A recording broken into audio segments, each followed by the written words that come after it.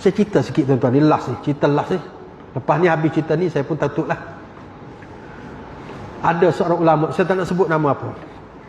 Dia takdir dia menjadi menteri besar di sebuah negeri. Negeri pun saya tak nak sebut. 20 tahun lebih dia menjadi menteri besar. Pada hari pertama dia menjadi menteri besar, orang akan cakap pada dia, setakat lebay kain pelekat, serebang macam ni, 3 bulan tak boleh bayar gaji. Allah buktikan dia boleh sampai 20 tahun. Dia mentadbir, dia tidak duduk rumah kerajaan. Dia memilih rumahnya sendiri yang pintu dia, rumahnya dengan masjid berbeza, hanya pintu keluar rumah dia tu masjid. Dia tak ambil allowance perumahan. Saya guru kerajaan juga, saya ambil allowance perumahan walaupun saya tak duduk. Dia tak ambil.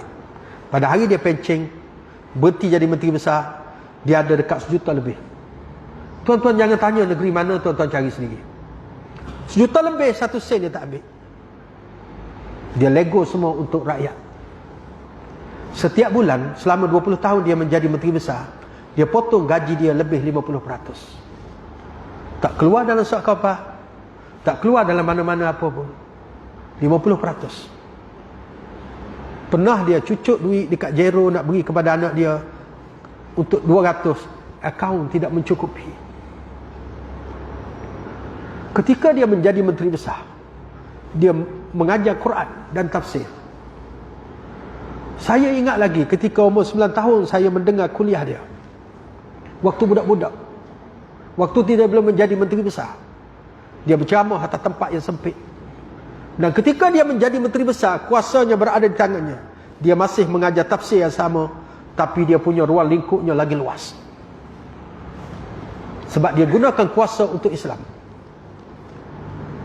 Tuan-tuan, ketika dia mentadbir, dia arahkan pembendaharaan negeri, keluarkan semua duit-duit riba daripada bank-bank riba. Dulu dia pernah berceramah tentang haramnya riba di atas kerusi dalam masjid dan surau. Tak ada siapa yang nak dengar, kecuali lebay-lebay kampung. Tapi pada hari ketika dia ada kuasa, diarahkan supaya keluarkan, 12 pengurus bank datang menghadap, merayu-rayu supaya jangan keluarkan duit kerajaan negeri daripada bank kami. Macam mana kami nak operasi kalau duit kerajaan banyak dikeluarkan? Maka menteri besar itu membaca ayat Quran, ayat dalam surah Al-Baqarah yang berkaitan dengan riba.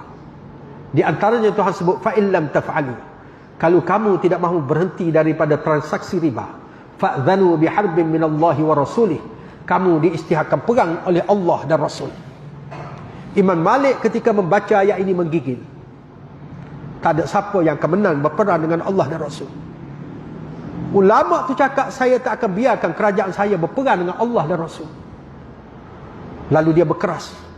Akhirnya pihak bank terpaksa tunduk kepada ulama yang berkain pelekat, yang berserebang tapi dia ada kuasa. Ketika seluruh barat menganggap bahawa mereka yang ulama yang terlibat dengan politik dan kuasa, ulau dalam semua ulama tak boleh pakai, ini bukan ulama yang sebenar. Mereka mahu ulama hanya duduk di pondok, duduk di pesantren, mengangkat tangan, berdoa, membaca kuliah, mengajar kitab, yang anak muridnya 300-400 orang. Mereka mahu itu saja ulama. Akhirnya dia dapat mengubah sistem.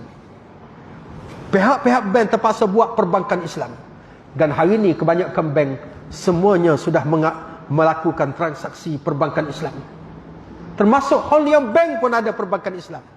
Percayalah tuan-tuan, setiap kali transaksi yang berasaskan Islam berlaku dalam mana bank seluruh Malaysia, yang pencetus awalnya ialah ulama itu, maka pahalanya akan mengalir ke dalam akaunnya walaupun dia sudah meninggal dunia ini.